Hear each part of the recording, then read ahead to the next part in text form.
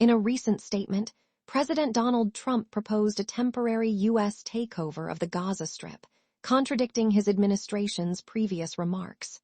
Dr. Ahmed, can you elaborate on what this plan entails?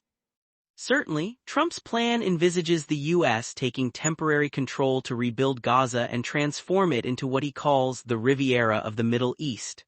However, his remarks have sparked controversy, particularly given his stance against the right of return for Gaza's residents.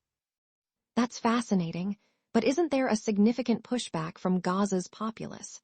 Many argue that such plans disregard the region's historical and cultural complexities. Indeed, the backlash is rooted in a deep connection to the land. As one resident poignantly noted, Gaza is not just a piece of property to be traded. It's a home, a symbol of resilience and identity for its people who have lived there for generations. Yet, proponents argue that such a transformation could economically benefit the region. How do you see this playing out in reality? While economic development is appealing, the proposal overlooks the political nuances. Without addressing the core issues like statehood and autonomy, economic plans may only serve as temporary band-aids rather than sustainable solutions. Let's dive deeper into the criticisms and support for Trump's plan. Some members of his administration have suggested temporary relocation. What does this imply for Gaza's residents, Dr. Ahmed? The idea of relocation raises alarms as it echoes past displacements. For instance, historical examples from the region highlight the lasting trauma of such moves, which are often anything but temporary. On the flip side, some analysts believe that a temporary shift could pave the way for infrastructural improvements. How credible do you find these arguments? While infrastructure development is crucial, it's crucial to question at what cost.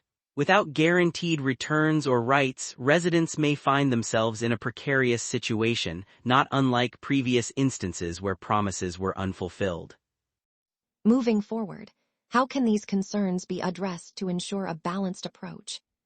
A balanced approach would require genuine dialogue with Palestinian leaders, incorporating their perspectives into any proposed changes, ensuring that development aligns with their aspirations for sovereignty and peace.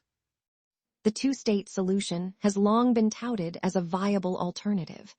How does this proposal factor into the current discourse surrounding Gaza, Dr. Ahmed? The two-state solution remains a cornerstone for many advocating peace. It respects both Israeli and Palestinian rights. However, Trump's plan seems to sideline this, focusing instead on short-term fixes rather than long-term peace. Critics argue that Trump's proposal undermines the two-state solution. Can you explain how this affects the broader geopolitical landscape?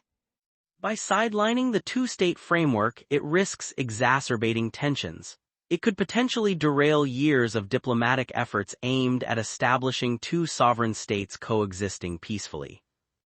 What steps could be taken to reinvigorate the two-state dialogue in light of these developments?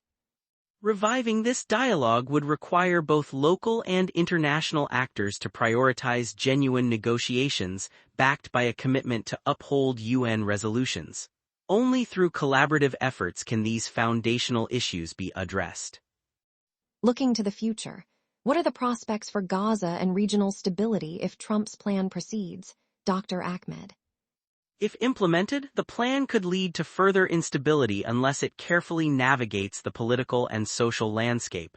Economic gains without political solutions might only exacerbate existing tensions.